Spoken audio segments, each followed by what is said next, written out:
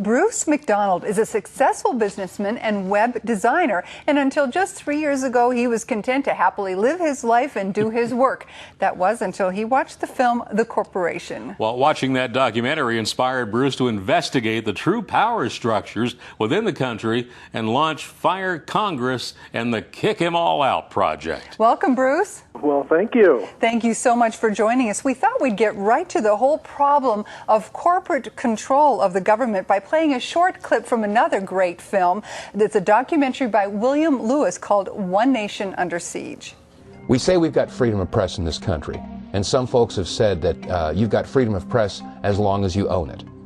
Well, who owns the media? And when I say that, I mean it not literally, but as far as who controls the information that goes out in the media. An example, NBC is owned by General Electric, and General Electric is one of the top 10, if not top 5 defense contractors. Is NBC going to expose a news story that might in some way impede a contract negotiation, which can mean a lot of money for General Electric? I don't think so. So the point here is that we have elected officials, both Republicrats and Demopublicans, that cater to who? Certainly not the common people. We don't have the huge amounts of money to contribute to their election campaigns. The people that contribute the most amount of money are the corporations. And so that representative or senator is going to do what is going to be in the best interest of those corporations. So if the corporations are controlling and influencing our elected officials, we must also take a look at the mainstream media. Who pays the bulk of the advertising dollars that keep the mainstream network news going? Is the major corporations. So what we have now is we have corporate control of elected officials, corporate control of the media, and this is why some people are now calling it the corporate Borg, because they have assimilated several different areas of our entire society. The corporations control agriculture, technology, manufacturing, industry, education, communication. They control our elected officials. This is not a government of, by, and for the people. It is a government of, by, and for the corporation. And by definition, when business controls government, that is inescapably fascism. So, Bruce, do you agree that that is what we are in a state of fascism? Pretty much. Yeah. You know, we still have a little window, we still have a little wiggle room, but pretty much. Besides the control of the media, and Dave was very good about pointing that out, you also talked about the banks and this whole thing with Bear Stearns. Just today, just before we taped this show, there was a news story about some of the people from that being hauled off to jail. But that doesn't really make much difference, does it? No. You know, this has been going on for well over a century. And, you know, I basically look at it as there's a group of people that have the most wealth and power, and they've had it for centuries, and they're the ones orchestrating all of this stuff. So how do the power brokers get away with it, though? There's got to be, what happened in Congress? You talk about a loophole. What happened in Congress to let this happen? Well, you know, it's been going on for a long time, but specifically in relationship to corporations, they planted a loophole that would give their corporations access to the government through this, they call it corporate personhood, which actually gives corporations equal protection under the law, which is absurd. It's like they claim that a corporation should have every right that a normal human being would have. So that's why then they can get away with basically anything, because freedom of speech. There's a lawsuit going on right now that a corporation is saying that they're allowed to post copyrighted material on their website. This particular one is in with respect to Scientology and the Book of Mormon. There's some secret about those two organizations. And a website has posted this, claiming that even though it's a corporation, it has the right to freedom of speech. Yeah. And that's by putting this copyrighted material, protected material on a website under freedom of speech. Oh, yeah, because once they secured that access, then they were free to lobby the government. And that's where the whole lobbying industry emerged out of. And it's, you know, it's an industry whose sole reason for being is to corrupt the government. Right. Lots of money. Bruce, your website is kickemallout.com. Now, what do you say to the tens of thousands of viewers who are watching this program tonight who say, what do you mean kick them all out? Aren't they doing a great job? Well, you know, I mean, they are out there and they don't see it. Why don't these people get it? Well, I think a lot more people get it now than we're led to believe. You know, since the same, a lot of people call them the global elite. Right. Which they love, but I actually like to call them the global control freaks. But Bruce, all the 60 million people that are going to be voting for John McCain, for example, it's pretty safe to say that those people will not get it. So it's a lot of people out there. Right. Well, that's just in relationship to the presidential race. And the presidential race is another one of their scams that they perpetrate on everybody, and they make everybody think that the presidency is the whole ballgame. And in fact, the Congress has way more power than the presidency has, but they get everybody all wrapped up the presidential race is totally controlled. Yeah. You know, there is no choice. So once that's all settled, you know, we turn to Congress, which is where we can really have an impact. And it's a whole different ballgame. And I thought for sure when Nancy Pelosi took over that we were going to see all kinds of changes, but she's just rolled over and it's the same old thing. Just thank God, because it finally shows people it makes no difference which party controls Congress, and that's another fraud that they've conned everybody into, where everybody thinks the point of the election is to decide which party controls Congress. And it's just ridiculous. What is the point of the election? The point of the election is to keep a fresh supply of new people going through the people's house. Right. Do you think that Barack Obama is old school? Absolutely. Yeah, I understand that. You know, nobody reaches the level he reached and gets the kind of money and press coverage unless he's already done his deals. Yeah. All right, hang on for a second with us, Bruce. We're going to get to our next commercial break. A lot more questions to ask you and some great video coming up. Our guest tonight is Bruce McDonald, and the website is kickemallout.com.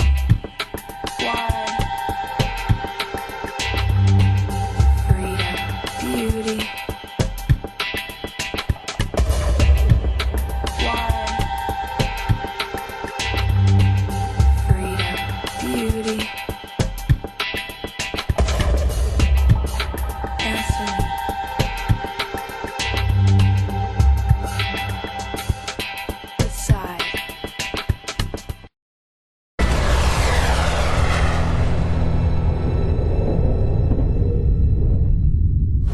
Americans have been led to believe that they only have two choices: to vote for a Republican or to vote for a Democrat.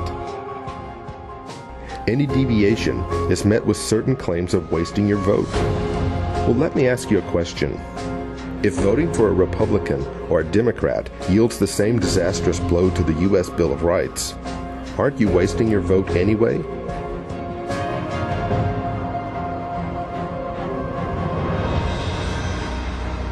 We need leaders who will observe the rule of law and leave all of the interpretations to the judiciary branch of our government. This country needs men and women who will put the rights of the sovereign people over the privileges of corporations and power grabs by presidents.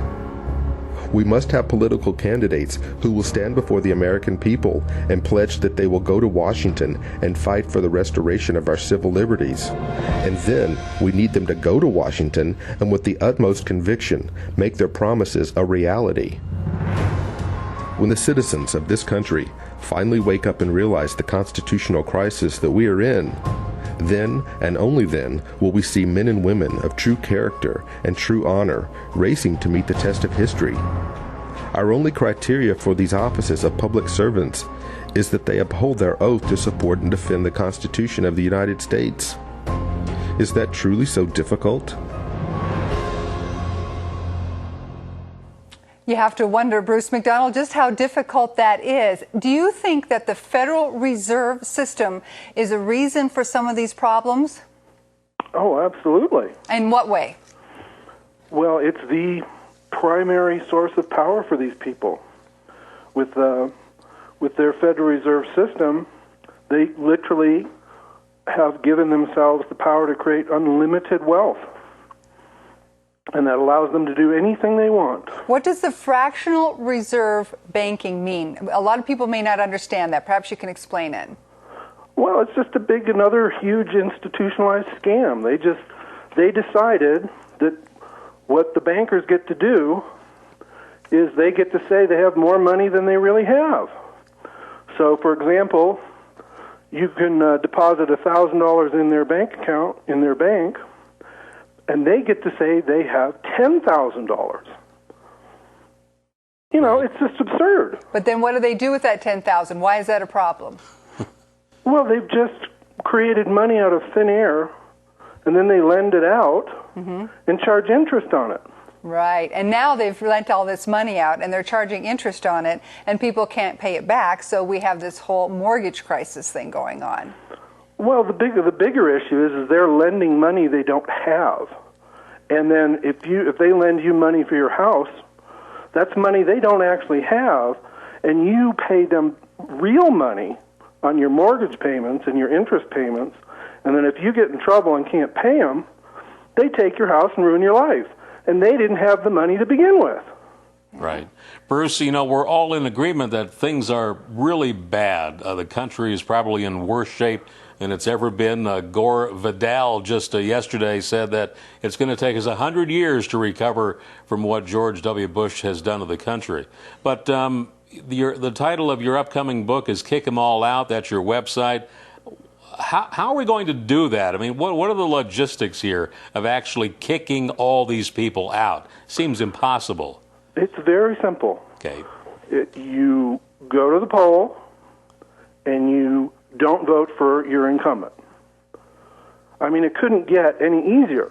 You can go to the website, kickthemallout.com, look up your state, look up your district, see who not to vote for. We say vote for their strongest competitor, and if you can't do that, vote for anybody else. And just like that, we can fire all of them. But if you're saying don't vote for the incumbent, you're voting for somebody. How do we know they're not just as guilty? Well, they can't be as guilty because they're not in there. Okay. You know, and fundamentally, it doesn't matter.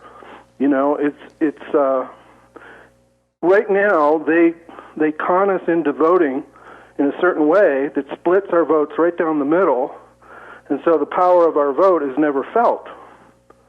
You know, if we do something like this, vote for a different reason other than, you know, which party controls Congress, if we vote to fire Congress, we send a very strong message that will be felt. Bruce, I think that we are one of the few countries in the world that have an electoral college. I wonder if things would be different if we just counted sheer number of votes like they would do in England or Canada to see who wins the election. How do you feel about that? Well, again, that's just in relationship to the president's election, isn't it? The electoral colleges, yes. Yeah. But yeah, this whole it's just idea in relationship to the presidency. And that's, again, they skew everything and get everybody absorbed in the presidential reality, which, you know, it keeps everybody from realizing that the Congress is where all the power is. It should be there, but we know from the last 8 years that there are an awful lot of presidential directives and executive orders that seem to supersede everything that Congress does. Right. How do we overcome that? Well, you get people in the Congress that actually care about doing something about it. And the first step in doing that is to get rid of the people that have proven that's the last thing they care about. They don't want to change anything. They're really tied up with these lobbyists, aren't they, Bruce? I mean, there's so many billions of dollars coming in from corporations who are really, those are the guys running this country. That's right. You know, they're the ones that write all the legislation. They're the ones, They staff all of our bureaucracies, the Department of Education and the FCC, and, they're all corporate executives. So the other thing that I'm confused about is superdelegates. I never heard that term before. I hadn't either. Do you have any idea where that came from? All of a sudden, we don't get to actually even vote for someone, Democrat or Republican. We get to delegates get to tell us who we get to vote for or who was voted for? I don't understand that. It just gets more ridiculous at every turn. And again, those are just in relationship to the presidential thing. If we vote for these people that may just come out of thin air and we're going to say, no more incumbents, we're just going to vote for the person that we like. Now, they may or may not have a party affiliation. Then how are they going to vote? I mean, this whole thing gets really confusing. I can see people watching the show tonight and saying, okay, so we fire all these people, but we don't know who we're going to get in there. How do we know that they won't just get paid off as soon as they walk in there? Well, I guarantee you, if you run a corporation or a business and you find out your employees are not doing the job you hired them to do, they're not paying any attention to you, and in fact, they're working for your competitor to run you out of business, you're not going to hesitate to fire them. And when you hire, you're not going to worry about the next people you hire being just as bad. In fact, you're going to know the new people hired just saw you fired everybody, so they know you're not going to put up with it. So they're much more likely to do the job you hired them to do. That's a good point. I didn't think of it that way. It really is, because it's true. Somebody's going to say, okay, I got you. I got the message. We can't just mess around anymore. That's right. But we still have the situation in the Congress that we have, even if it's a bunch of new people, they still have the situation where lobbyists are still going to be able to get in there, even if it's new people. How do we stop that? Well, that's, we fire Congress, and then I have the legislation written up.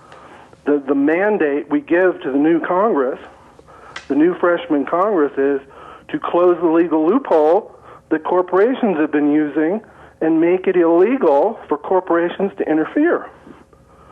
That's the mandate.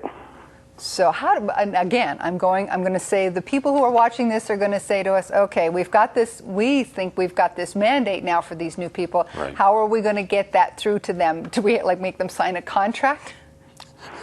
Well, if we fire Congress, if we actually pull it off, it will be a national phenomenon. It will be broadcast around the world.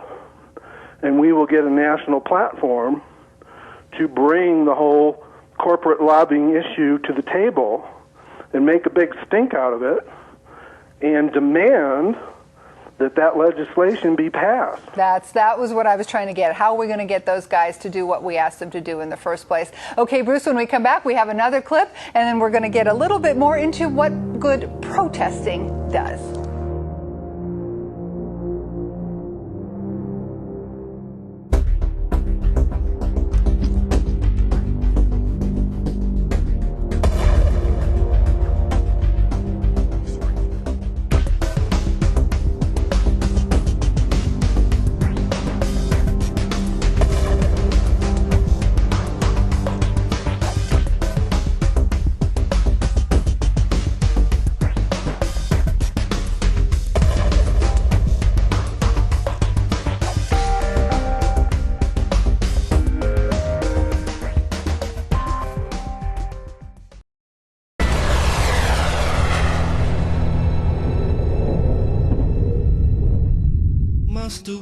Everybody has to come to Washington and visit the Congress people. They will listen if we come in numbers.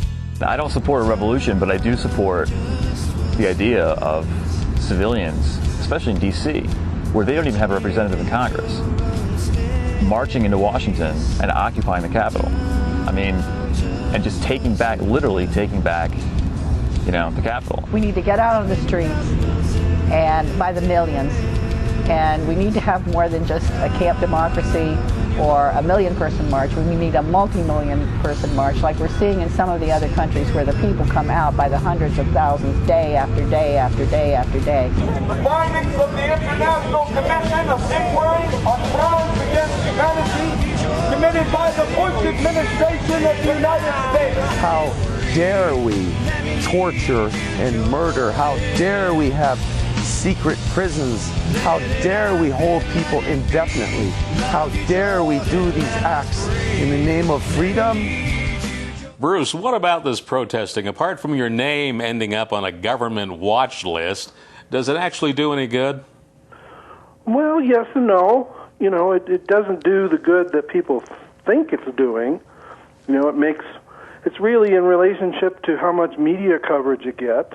Good point. And, you know, if it gets media coverage, you know, it lets people realize that people are really upset and something's up. I guess if 30 million people marched on the White House and demanded the removal of George W. Bush, they really can't keep a file on that many people. Now, could they? No, but they could keep it all there.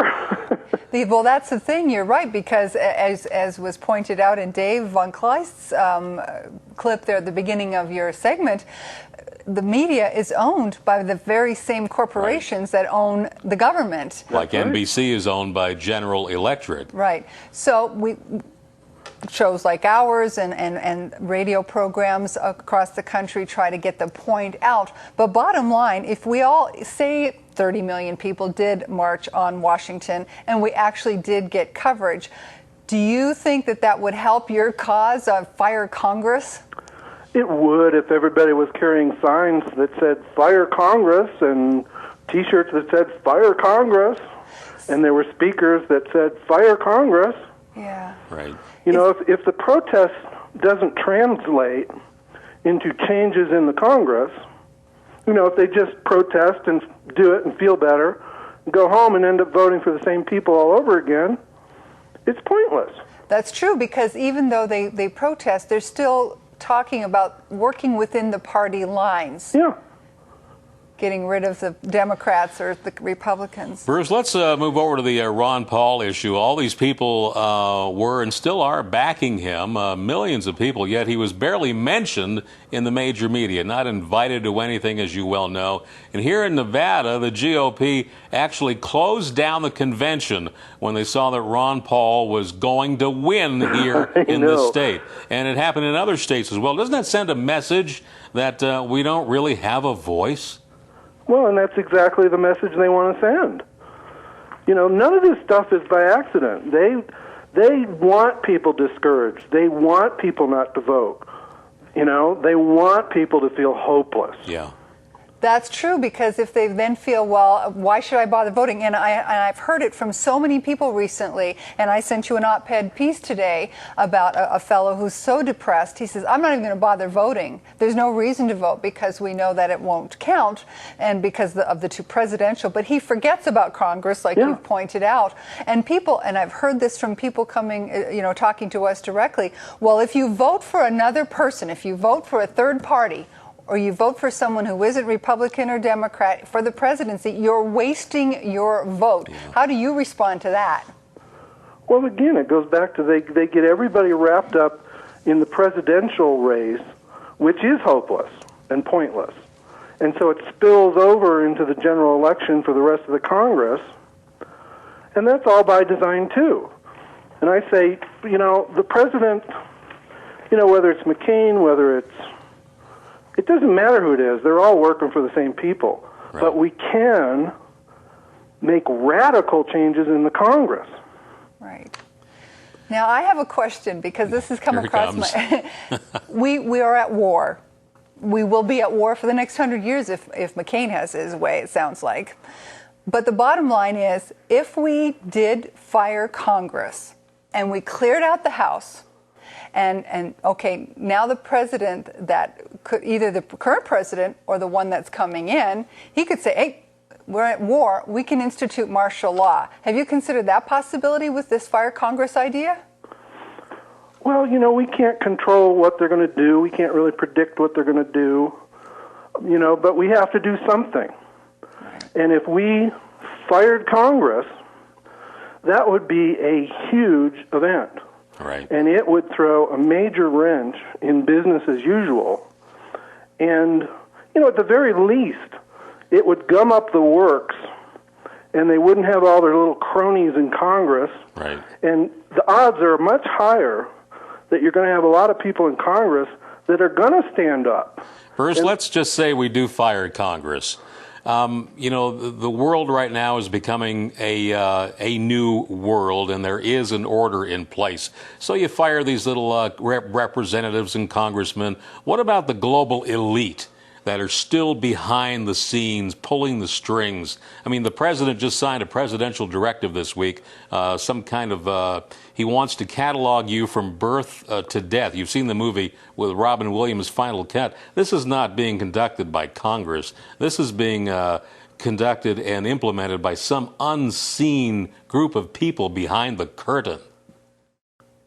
Yeah. Well, what do we do in that case? We fire Congress, but they're still there. We have to start somewhere. And this isn't going to solve every problem, but like I said, it will. We don't have very many options. That's true. We have to do something really big to make our will felt in the most undeniable way possible. And the basic problem is if we don't get the corporate lobbyist control out of our Congress, we can't stop any of this stuff. That's true.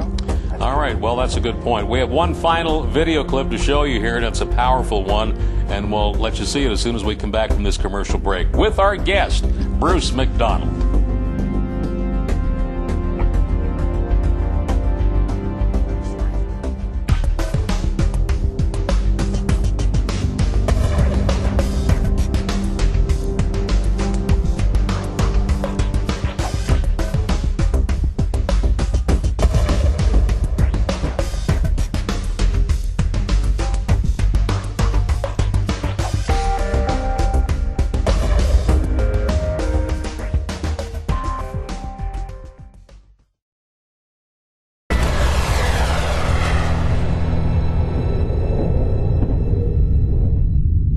Everyone must come to Washington. And whatever you do, don't run out of things to say. Washington, you're fired! The Democrats took back the House in 2006. We have taken impeachment off the table. Americans were expecting a change in Washington, but they didn't get one. And now it's time to demand change. You can do that. We can do that. Whatever your cause, whatever your issues may be, there is a place for you in our political system. I'm going to say this very slowly. Run for office. I'm Joshua Hansen. I'm 26 and I'm running for Congress in District 3 of Nevada. I got into all this craziness because I love my country and someone's got to do something about it. Are you one of those people who can do something about it? That's good. Bruce, that clip we just showed, a young man, only 26 years old, is going to run for Congress. What do you think about that? Should just anybody, throw in their hat? Let's go. Well, absolutely. It's supposed to be the people's house. That's right. Of the people, by the people, for the people. Maybe we can start like a husband and wife team. Yeah, I don't Run think together. So, no. Now, Bruce, I want people to understand how they can get involved with your organization. Set it out very clearly. What do they need to do to make this happen? Well, we started the Fire Congress meetup groups, and you can go to firecongress.meetup.com and join or start a meetup group. And all the materials are on the Kick Them All Out website, or you can get to it at firecongress.org. And I've got all the summaries of exactly what we need to do and exactly the steps we need to take and exactly how simple it is, which is why it will work, because it couldn't get any easier. Yeah. So basically all we need is people to get together and talk to each other and decide, convince each other that it's probably better not to elect these people again, and it's probably better to vote them out of office. What if there's only been two? Okay, say like in our area, we might have two people who have either been in office. Both of them have been in office before. We've got the same situation, so we know that when we start going into this with these groups, then do we, choose someone, pick someone? You run. We've got to choose someone else. Well, we say, to make it simple, we say just pick their strongest competitor, and that will up the odds of them getting fired. And what we're really trying to do is get the non-voters off their butts because most of them don't vote because they don't think their vote counts. Right. And we say, if you get off your butt, go down to the poll to specifically fire your incumbent, we can guarantee your vote will count. And if all the non-voters get off their butts, this will definitely work because there's way more of them than all the ones that still think, it makes a difference. Yeah. Whether you're a Republican or Democrat. All right, Bruce, you've given us a lot to think about tonight. Your website is kickemoullout.com, and you have another one, I believe it's firecongress.org. There's so much information on your website. If our viewers want to go there, they'll learn a lot more. Find out who their incumbents are and make sure they get rid of them. Thanks so much, Bruce, for joining us. Good night. Thank you for having me. Thanks a lot. All right, everybody, we'll see you back next week. Anything new to report? You're good? You're good to go? We're good. Sign we're going off. to go back to our roots for a little bit and do headlines of UFO sightings and so forth. Oh, yes. I remember I saw something on that, all the major newspaper reports. All right, good night, everybody. Thank you for watching. And remember, the truth is out there.